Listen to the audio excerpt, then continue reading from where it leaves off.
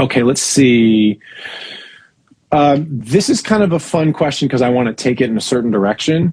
Casey asked, what's a piece of gear you can't live without if you had to pick one? And, that's such a sort of, we could be snobby about it, be like, well, there isn't one. And we could say, here's my favorite thing. I think the way to answer this question is, we've talked about this a little bit before, but the hierarchy of things. I think the number one thing for me is a great computer that works.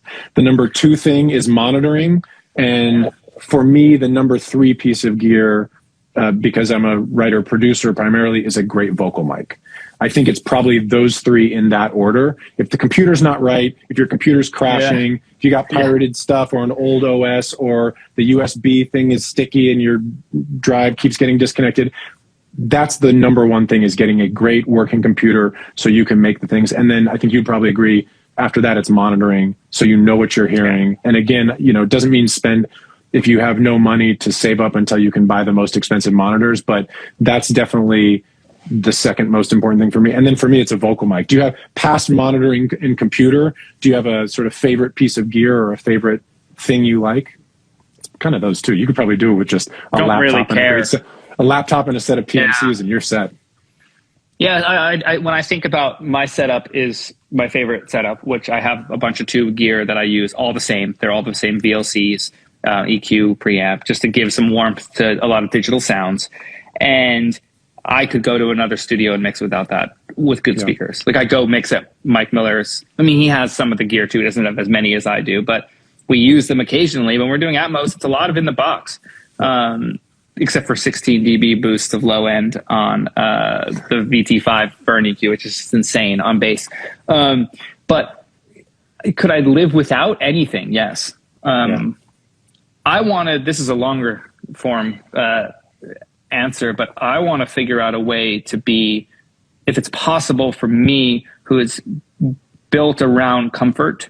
Like, my entire life has been structured in the past 6 or 7 years around what makes me comfortable, then I do the best work in that. So we've talked about the positives of the comfort zone on one episode earlier this year or late last year, that I don't understand the need to always think of being out of the comfort zone. I do my best work when I'm comfortable, not when the song isn't, challenging me or something. But when it comes to mixing, my comfort zone is my space. I want to challenge myself to be a bit more of a nomadic, use your word, mix engineer, which is, I'm jumping out of my sweet spot to do these Atmos mixes at Mike Miller's.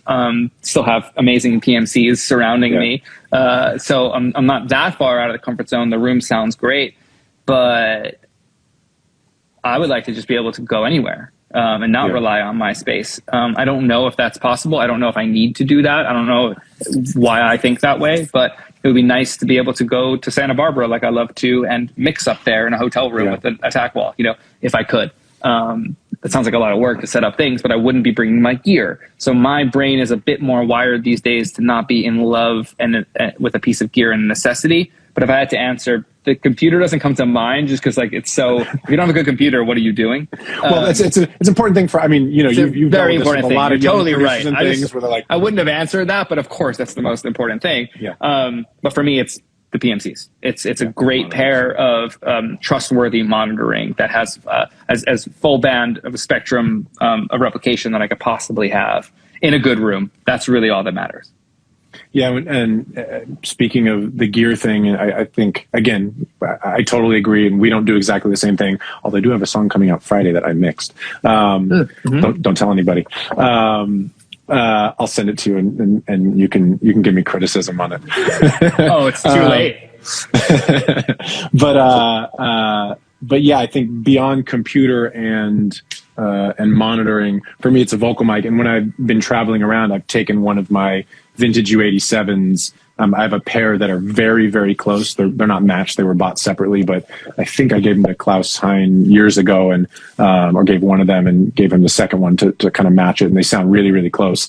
I've taken that in bubble wrap in my backpack. It's the only piece of gear I travel with that's like a piece of gear. I have my laptop and whatnot. But yeah, a really good vocal mic is, I think, people talk about mic versus preamp and converters and all this other stuff. The microphone is more important than all of it.